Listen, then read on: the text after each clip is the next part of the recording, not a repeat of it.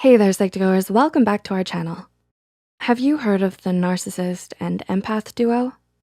These people fall under opposite sides of the axis of empathy. The narcissist craves excessive admiration from others and has an inflated ego, while the empath is someone who can perceive and even take on others' mental or emotional states as their own. More on that later. Before we begin, please take note that this video is not made to attack anyone who may display these signs or anyone diagnosed with a related disorder, but rather to understand them and bring more awareness to the topic. So, what makes this dynamic so painful? Let's explore this together. Number 1, who are narcissists and empaths? First, let's get to know the two main protagonists. Narcissists are people with inflated egos and zero empathy towards others. They have a high sense of self-importance, an excessive desire for attention and admiration, and a tainted view of empathy. They crave special treatment and will react in rage or outbursts if things don't go their way. Empaths, on the other hand, are highly sensitive people, owning an overabundant supply of love and admiration to give. They absorb the emotions of other people readily and compassionately.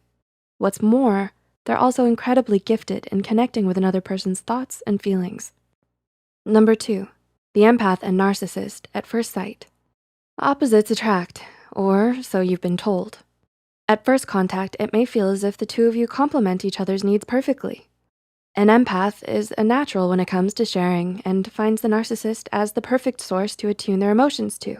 A narcissist loves someone who would tolerate their actions. They find in the empath an eager ear, a constant source of appreciation and attention. A narcissist excels in drawing the empath, who's willing to listen, all starry-eyed. An empath's emotional needs are completely ignored, projecting only themselves onto the empaths. An empath is a giver, and they give generously. A narcissist is a taker, and they always want it their way. The imbalance has begun to show already, right? Number 3, the poisoned apple. So, why fall for the wrong sort? Narcissists hide behind the mask of irresistible charm.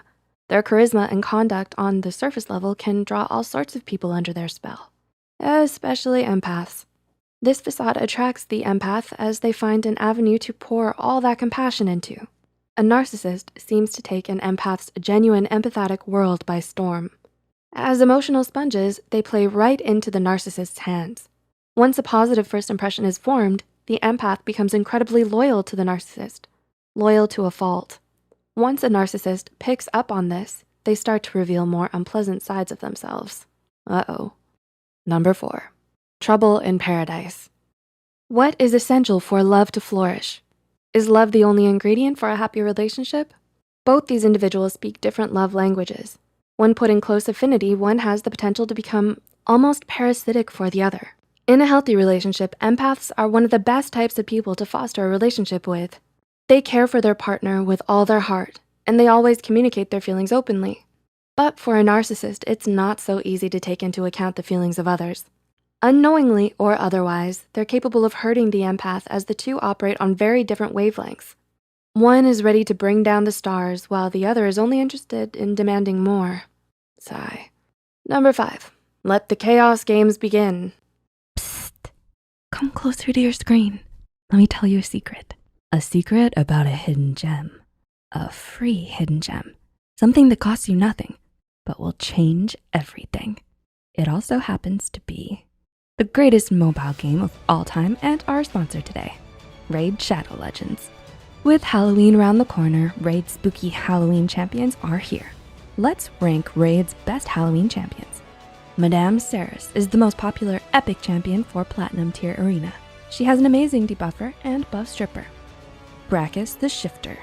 He's got some powerful moves, one being the Full Moon Rampage, which is a single target attack that hits 6 times and heals him for 25% of all damages made. Lastly, we got Little Miss Annie, a legendary attack champion from the faction Undead Hordes, whose void damage has a 50% chance of placing a 100% heal reduction debuff for 2 turns. Raid Shadow Legend is one of the best RPG games ever made.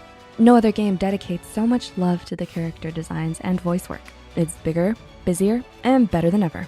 And there are some giant updates coming very, very soon. So there's really never been a better time to get started.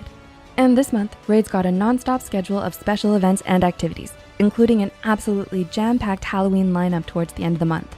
We're talking incredible rewards, tournaments against other players, special fragment events, and to get some brand new legendary champions, including a very spooky Halloween challenge, and so much more.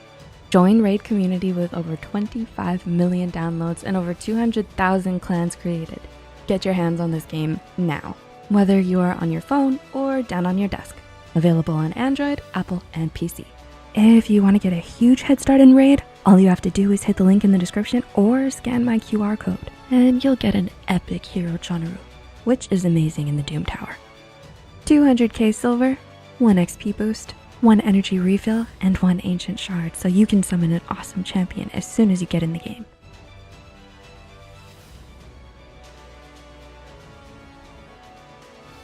How do narcissists take advantage of empaths? One tactic is a full revelation of their bad side. They start to take advantage of the empath in abusive ways, realizing that their harmful tactics aren't met with any strong opposing reaction by the empaths. Empaths are forgiving beings, willing to be patient with someone else's personal growth. The second tactic is more sinister. Some narcissists are strategic and weaponize their use of empathy, sprinkling small doses of their artificial love and charm that the empath first fell in love with.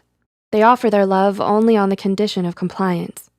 Soon they begin to blame the empath for not being perfect, but empaths believe they can fix and heal anything with compassion, saying things along the lines of, "I'm not perfect," tugs at the heartstrings of the overpatient and loving empath.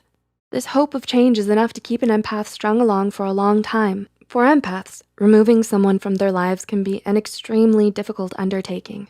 They're true believers of growth and hope, even at the expense of their own well-being at times. Number 6, recipe for disaster. What makes it problematic?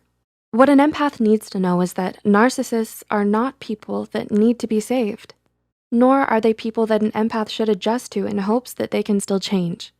Narcissists can actually be perfectly aware of their actions, and when they realize that they no longer need you, they'll find it easy to step all over you. They keep track of when the time's right to employ a show of empathy to keep an empath from finding a reason to step out for good.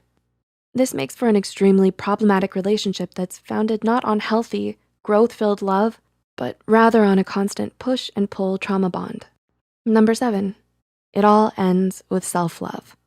So how can empaths deal with a narcissist? The key is to understand that each is responsible for their own personal growth. The first way an empath can shield against a narcissist is to say no. This in turn establishes boundaries. Boundaries are healthy for all relationships. Even if they feel harsh for an empath to build around, it gives them the strength to protect themselves from those looking to take advantage of them. This helps build faith in yourself and gain independence emotionally. Emotional independence can enable empaths to spot signs of abuse and gaslighting from the onset, helping themselves save themselves from impending heartbreak. Despite being wrong in all the right ways, the narcissist-empath duo is all too common. But that does not make one at fault for being taken in. With all the forces against you, what you do to get yourself back at the first hint of it is what counts. Narcissistic abuse is one of the hardest to detect, but once you do, you owe it to yourself to acknowledge and deter it. The question here is not why you fell for it, but what you can do to rise from it. Were you aware of this tale? Are there some chapters you think we missed? Feel free to leave a comment down below with your thoughts, experiences, or suggestions. If you found this video helpful, be sure to hit the like button and share it with those out there who could benefit from this. Don't forget to subscribe to Psych2Go and hit the notification bell for more new videos. And as always, thanks for watching.